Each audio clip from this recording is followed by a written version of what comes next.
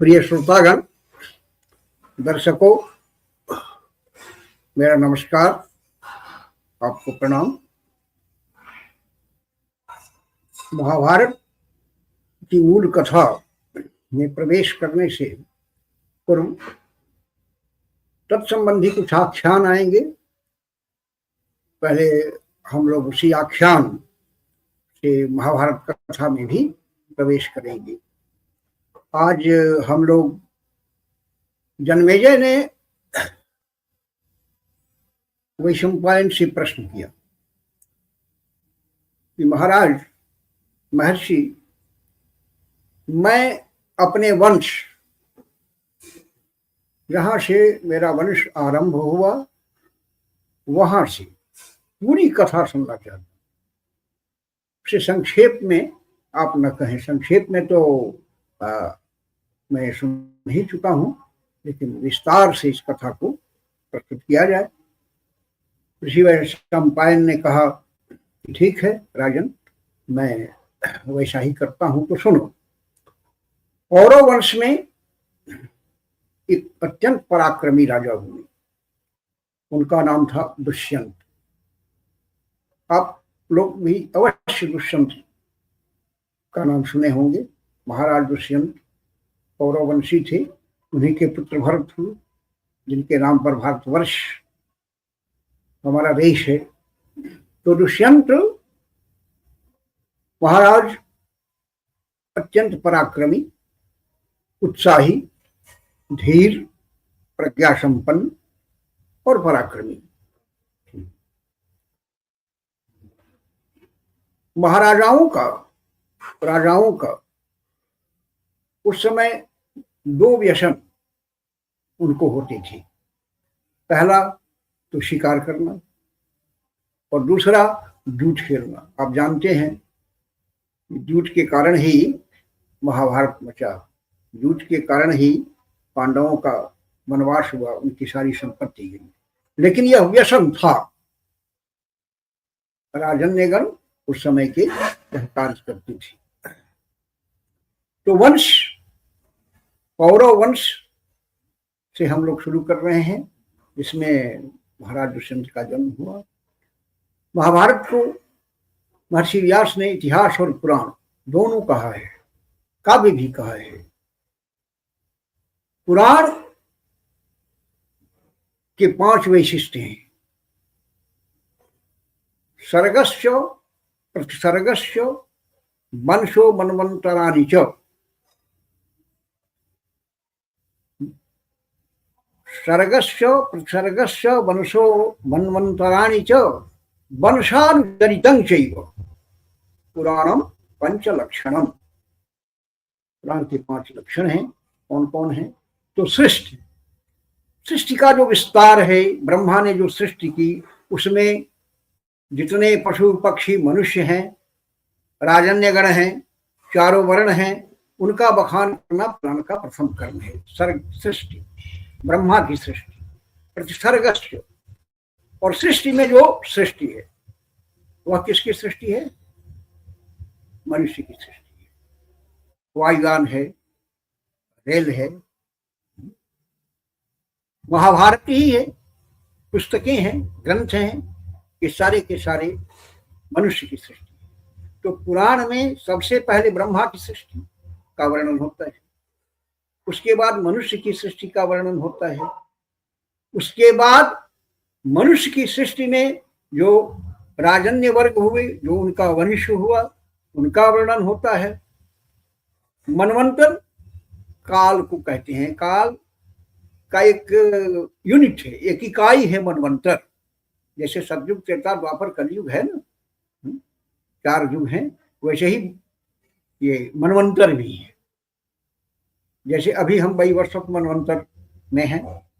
पंडित लोग जब संकल्प कराते हैं तो उस संकल्प में बोलते हैं ना, विष्णु श्रीमद विष्णु श्री श्वेत वाराह कल्पे, ब्रह्मा का यह वाराह कल्प चल रहा है, वैवस्वत मनवंतरे, वाराह श्वेत वाराह कल्पे वैवस्वत मनवंतरे अष्टाविंशति तमे युगे कलियुगे कलि प्रथम चरणे, ये बोलते हैं पंडित। तो मनवंतर का उल्लेख इतिहास पुराण में होना चाहिए। मनवंतराणी च, और वंशानुचरितम चाहिए, और उस वंश में जितने राजा हुए, महाराजा हुई, उन लोगों का भी वर्णन होना चाहिए। वैशंपायन कहते हैं कि जन्मेजय, इस तरह से मैं तुमको महाभारत की कथा तुम्हारे सामने प्रस्तुत करूंगा, जिसमें ये सारी चीजें तुमको मिलेंगी। उसमें सर्वप्रथम मैं महाराज दुष्यंत की कथा से, जो पौरव वंशी है, आगे चल करके इसी पौरव वंश में कुरु हुए, जिनके नाम पर कौरव हुए, पांडु के नाम पर पांडव हुए, वो मैं तुम्हें बतलाता हूं, कहता हूं। दुष्यंत बड़े पराक्रमी राजा थे। कहते हैं महर्षि व्यास कि उनमें 4 गुण थे। राजाओं में यह 4 गुण अवश्य ही होना चाहिए। क्या? उन्हें उत्साही होना चाहिए, उत्साह होना चाहिए उन्हें, और उन्हें आक्रामक होना चाहिए। उत्साह है और शत्रु ने आपके देश पर आक्रमण किया, आपके राज्य पर आक्रमण किया, और आप बैठे हुए हैं, आपका उत्साह ही नहीं बनता है। छोड़ो भाई, आक्रमण हुआ है तो सेनापति हैं, सेना है, ये लोग देख रहे हैं। नहीं, सबसे पहले राजा को उठना है। स्वामी को तैयार होते देख कर ही सेवक तैयार होते हैं। स्वामी से पूर्व होते हैं वे, लेकिन जब देखेंगे कि हमारे स्वामी तत्पर हो रहे हैं, तभी। तो उत्साही होना चाहिए राजा को, सबसे पहले आक्रामक होना चाहिए राजा को, और अहिंसक होना चाहिए, नहीं हिंसक होना चाहिए। अहिंसक तो लक्षण ही नहीं हुआ राजा को। हिंसा उसे करनी है, शिकार उसे करना है, युद्ध उसे लड़ने हैं, आक्रमण उसे करना है। तो उत्साही हो, आक्रामक हो, हिंसक हो और न्यायपरायण हो।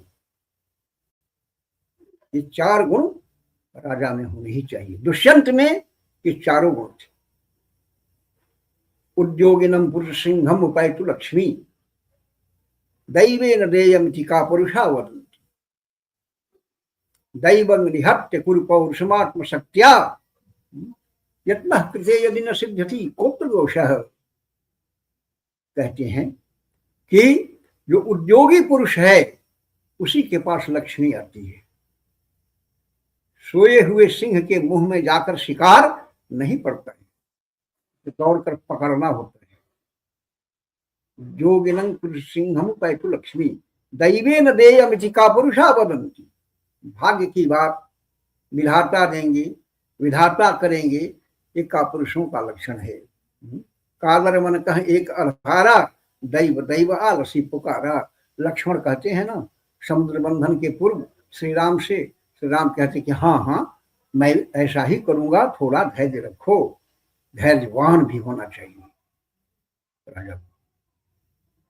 उद्योगिनम पुरुष सिंहम पैतु लक्ष्मी, दैवेन देयमिति का पुरुषा वदन्ति, दैवं निहत्य कुरु पौरुषमात्म शक्त्या। विधाता को छोड़ो, क्या मतलब है उनसे? अपना श्रम, अपनी शक्ति, उसका प्रयोग कर। दैवं निहत्य, छोड़ो, कुरु पौरुषमात्म शक्त्या, और अपनी जितनी भी शक्ति है, जितनी भी सामर्थ्य है, उस अनुसार अपना पुरुषार्थ प्रकट करो। यत्न किया तुमने, प्रयत्न किया तुमने, प्रयास खूब किया, पसीना चुला दिया, दांतों से पसीना चू गया, दांत से काम नहीं हुआ। तुम तो करो और होगा ही। महर्षि कहते हैं कि काम होगा और नहीं हुआ तो इसमें तुम्हारा दोष क्या है भाई? तुमने तो श्रम किया ना, और श्रम किया तो होगा ही। दुष्यंत ऐसे ही पराक्रमी, उद्योगी, न्यायपरायण, धर्मपरायण राजा थे। एक दिन उन्होंने अपने सैनिकों को बुलाया और कहा कि आज हम लोग शिकार पर चलेंगे। आखिर आज होगा। सभी तैयार हुए, महाराज के साथ चले। बिहड़ वनों को, ऊंचे पहाड़ों को, घाटियों को लांघते हुए सेना के साथ महाराज जंगल में पहुंचे। बड़ा सुंदर दृश्य था, हरा भरा जंगल, चारों ओर लता कुंज, बड़े बड़े विशाल वृक्ष। उनको देखकर मन में प्रेरणा होती थी कि ऐसा ही ऊंचा हुआ जाए। महाराज संत ने चलते हुए यह सब सोचना शुरू किया। जंगल में क्या होता है? जंगल में बड़े बड़े वृक्ष भी होते हैं और जंगल में छोटे छोटे वृक्ष भी होते हैं। जंगल में लता गुल्म भी होते हैं और जंगल में पथरीली जमीन भी होती है, मिट्टी के साथ पथरीली जमीन भी होती है। सब कुछ ऊंचा नीचा होता है, लेकिन इन सब से जो प्रेरणा लेता है वनवासी कैसे रहते हैं? इन सब से प्रेरणा लेकर महाराज संत चल रहे हैं तो जंगल का यह दृश्य देखकर उनका मन अभिप्रेरित होता है। वृक्षों की ऊंचाई देखकर, लता गुल्म एक दूसरे से, एक पेड़ से दूसरे पेड़ तक जा रहे हैं, लिपट रहे हैं। इसको वे देखते हैं प्रेम के प्रतीक के रूप में। लताएं जैसे वृक्ष से लिपट रही हैं कैसे, वैसे मनुष्य कैसे अपने प्रेमी के साथ अपना संभार करता है, यह देखते चलते हैं। चलते चलते एक वन से दूसरे वन में पहुंचते हैं, तीसरे वन में पहुंचते हैं। तीसरे वन में जब पहुंचते हैं तो वहां केवल वन का दृश्य नहीं है, वहां एक नदी है, बहुत सुंदर स्वच्छ जल जिसमें है। वहां के पेड़ पौधे एकदम तपोवन की तरह हैं, कटे छठे छोटे बड़े बड़े वृक्ष भी हैं, लेकिन एक सुव्यवस्था सी है। जंगल बेतरतीब होता है। यह वन जो है तपोवन है, तपोवन जैसा है। ऋषि मुनि यहाँ हैं, अनेक ऋषि मुनि वेदोच्चार कर रहे हैं। कहीं अग्निस्थापन कोई कर रहा है, कहीं कोई नदी में स्नान कर रहा है, कहीं शिष्य जलवा रहे हैं। कोलाहल जैसा है, जीवंतता है। जंगल का सन्नाटा नहीं है। दिन में जंगल में सन्नाटा रहता, शिकार के लिए जितने भी पशु हैं वे सब रात में ही निकलते हैं। तो घोर वन जहां है वहां दिन में सन्नाटा रहता है, लेकिन यहाँ सन्नाटा नहीं है। मालिनी नदी है, मालिनी नदी बह रही है, जिसका नाम है मालिनी। उसके किनारे तरह तरह के पुष्प हैं। महाराज दुष्यंत की प्रसन्नता का पार नहीं रहता, मन उमंगित हो उठता है। दृश्यों को देखकर, सुहावने दृश्यों को देखकर मन में पुलक भरता है, उदासीनता दूर हो जाती है, लक्ष्य तरंगित हो उठता है, भावनाएं प्रबल हो उठती हैं। भीतर जैसे कुछ उगने लगता है, उगने लगता है। सूर्योदय होता है तो पहले सूर्य देव ही तो नहीं आते हैं अचानक, उसके पहले उषा आती है और उषा के बाद अरुण आती है, सूर्य के साथ ही। जब पीला से लाल प्रकाश छा जाता है आकाश पर तो वो अरुण होती है। अरुण का अर्थ ही है लाल। उषा के आगमन के साथ आकाश हल्का पीला रहता है, अरुण के आगमन के साथ आकाश लाल हो जाता है। अरुण आती है, उषा आती है, अरुण आती है, सूर्य आती है। वैसे ही हमारे मन में सुहावने दृश्यों को देखकर पुलक सी भर जाती है, सारी दुष्टताएं दूर हो जाती हैं।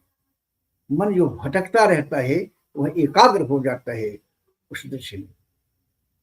पुलक प्रकट करती है धरती।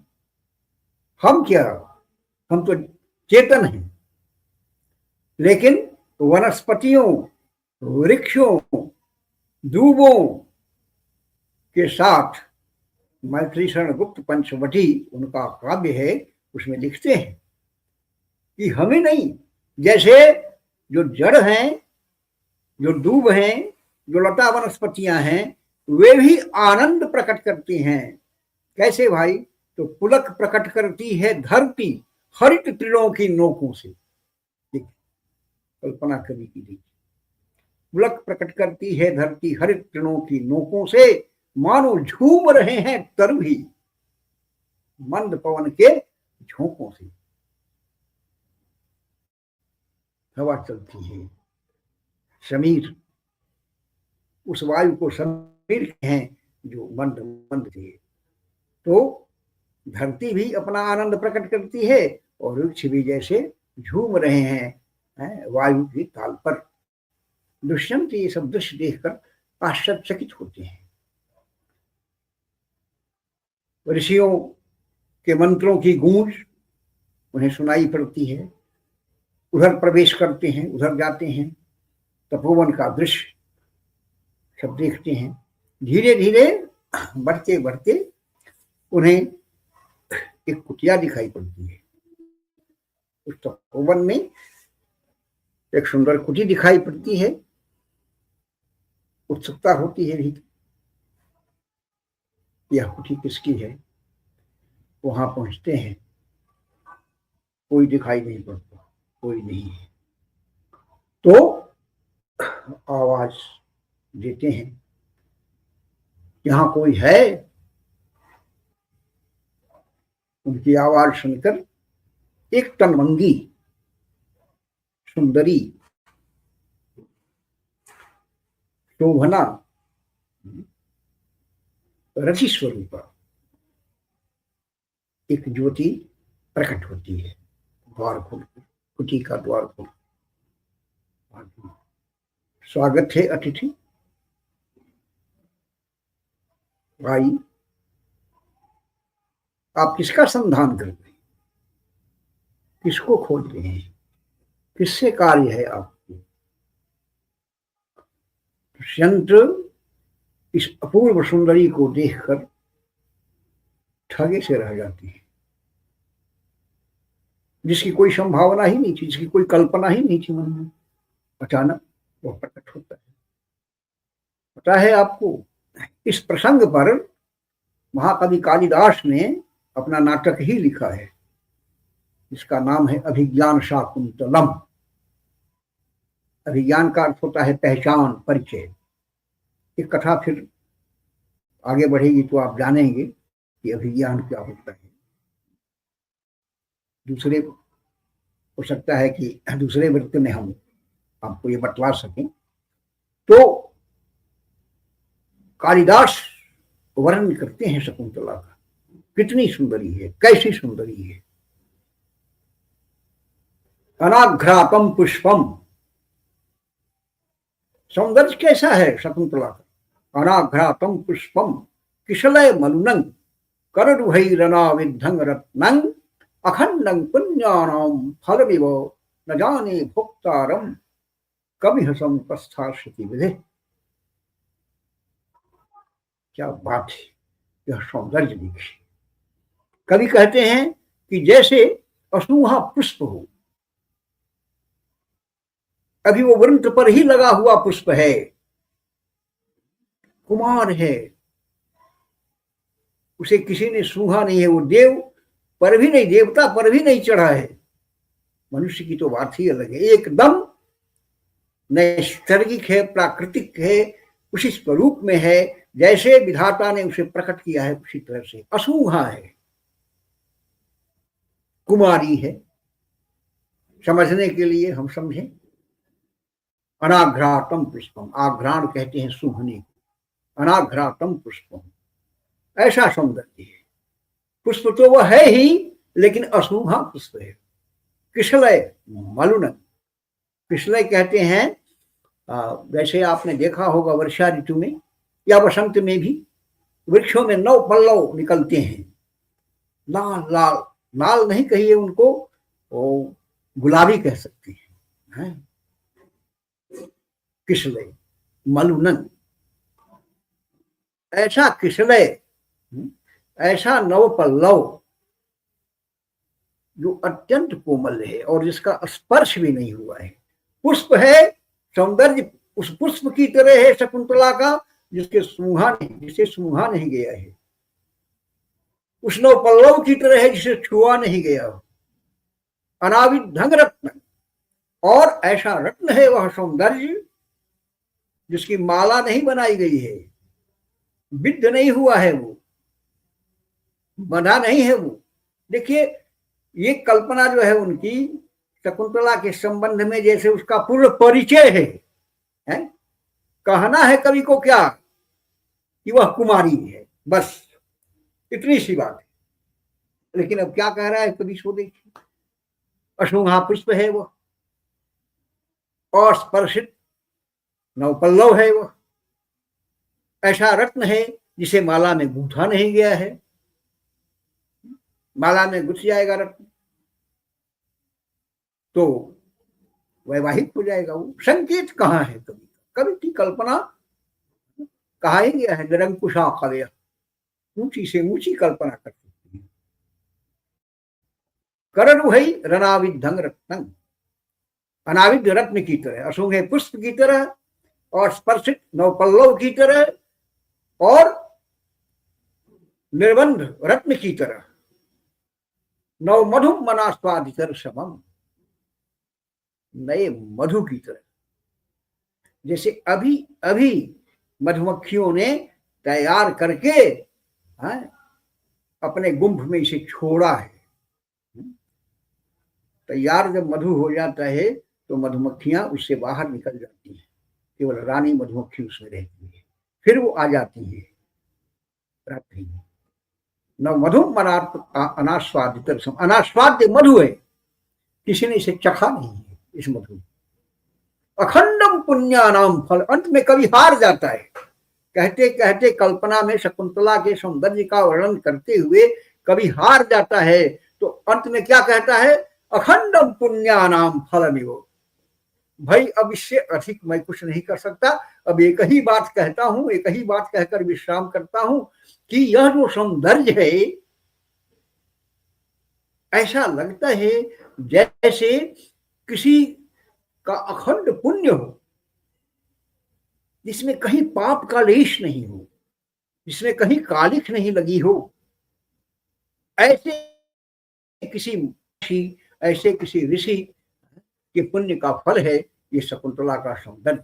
न जाने भोक्तारम कमी हसंपस्था सती विधि, पता नहीं विधाता ने इस सौंदर्य को भोगने के लिए, इस सौंदर्य को प्राप्त करने के लिए, इसे सूंघने के लिए, इसी का स्वाद लेने के लिए किसे बनाया है।